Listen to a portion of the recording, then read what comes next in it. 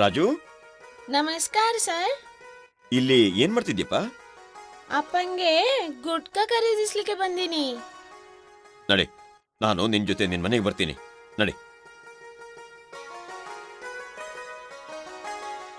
ನಮಸ್ಕಾರ. ನಮಸ್ಕಾರ. ನೀವು ನಿಮ್ಮ ಮಗ ರಾಜುನ ಗುಟ್ಕಾ ಖರೀದಿಸಿ ಕಳಿಸಿದ್ರ? ನಿಮ್ಗೆ ಗೊತ್ತಾ, ಗುಟ್ಕಾ ತಿನ್ನೋ ಚಟ ರಾಜುಗೂ ಬರ್ಬೋದು. ಜೀವನದಲ್ಲಿ ಎಲ್ಲಾ ಮಹತ್ವಪೂರ್ಣ ವಿಷಯಗಳನ್ನ ಮಕ್ಕಳು ತಮ್ಮ ತಾಯಿ ತಂದೆಯರಿಂದ ಕಲ್ತ್ಕೋತಾರೆ.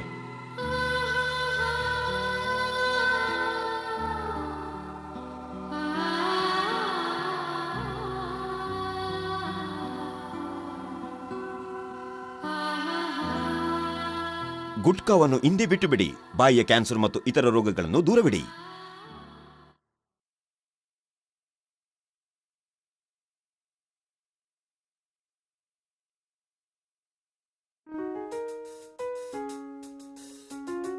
ಹಲೋ ರಮಾ.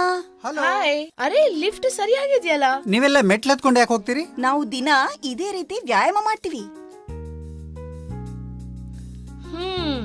ಇದುವೇ ಇವರ ಆರೋಗ್ಯದ ಗುಟ್ಟು. ಹೋಗೋಣವಾ? ನಡೀರಿ.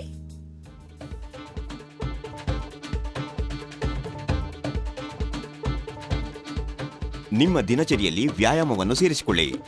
ಹೃದಯ ರೋಗ, ಮಧುಮೇಹ, ಬ್ಲಡ್ ಪ್ರೆಷರ್ ಮತ್ತು ಇತರ ರೋಗಗಳನ್ನು ದೂರ ಇಡುವುದಕ್ಕೆ ಪ್ರತಿದಿನ 30 ನಿಮಿಷಗಳಾದರೂ ವ್ಯಾಯಾಮ ಮಾಡಿ. ನಿಮ್ಮ ದಿನಚರಿಯಲ್ಲಿ ವ್ಯಾಯಾಮವನ್ನು ಸೇರಿಸಿ ಹೃದಯ ರೋಗ, ಮಧುಮೇಹ, ಬ್ಲಡ್ ಪ್ರೆಷರ್ ಹಾಗೂ ಇತರ ರೋಗಗಳನ್ನು ತಡೆಗಟ್ಟಿ.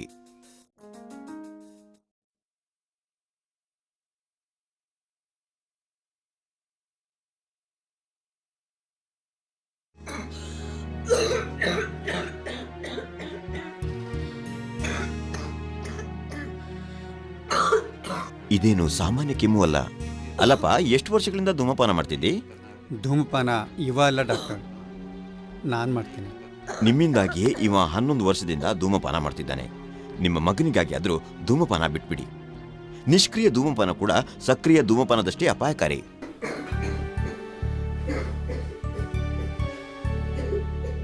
ಇಂದೇ ಧೂಮಪಾನ ಬಿಟ್ಬಿಡಿ. ಉಸಿರಾಟದ ಸಮಸ್ಯೆ, ಕ್ಯಾನ್ಸರ್, ಹೃದಯ ರೋಗ ಹಾಗೂ ಇತರ ರೋಗಗಳನ್ನು ತಡೆಗಟ್ಟಿ.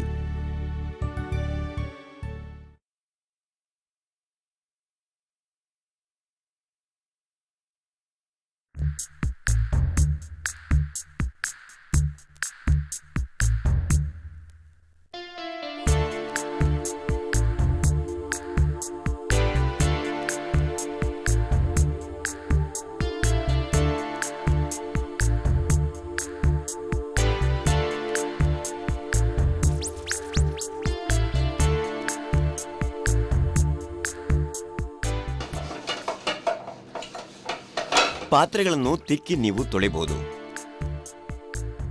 ಆದರೆ ನಿಮ್ಮ ಶರೀರವನ್ನು ಒಳಗಿನಿಂದ ಯಾರು ಸ್ವಚ್ಛಗೊಳಿಸಬೇಕು? ನಿಮ್ಮ ಭೋಜನದಲ್ಲಿ ವನಸ್ಪತಿ, ತುಪ್ಪ ಹಾಗೂ ಎಣ್ಣೆಯನ್ನು ಕಡಿಮೆ ಮಾಡಿ. ಹೃದಯ ರೋಗ ಮತ್ತು ಇತರ ರೋಗಗಳನ್ನು ತಡೆಗಟ್ಟಿ.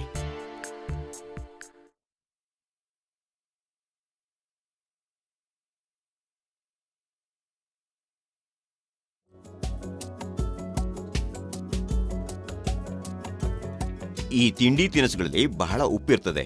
ಇದು ನಿಮ್ಮ ಬ್ಲಡ್ ಪ್ರೆಷರ್ ಅನ್ನು ಖಂಡಿತ ಹೆಚ್ಚಾಗಿಸುತ್ತದೆ.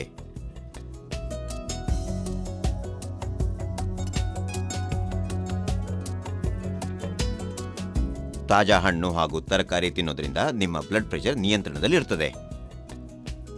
ಪ್ರತಿದಿನ ಕಡಿಮೆ ಅಂದ್ರೂ 500 ಗ್ರಾಂ ತಾಜಾ ಹಣ್ಣು ಹಾಗೂ ತರಕಾರಿ ತಿನ್ನಿ. ಹೈ ಬ್ಲಡ್ ಪ್ರೆಷರ್, ಹೃದಯ ರೋಗ, ಕ್ಯಾನ್ಸರ್ ಮತ್ತು ಇತರ ರೋಗಗಳನ್ನು ಹೊಡೆದೋಡಿಸಿ.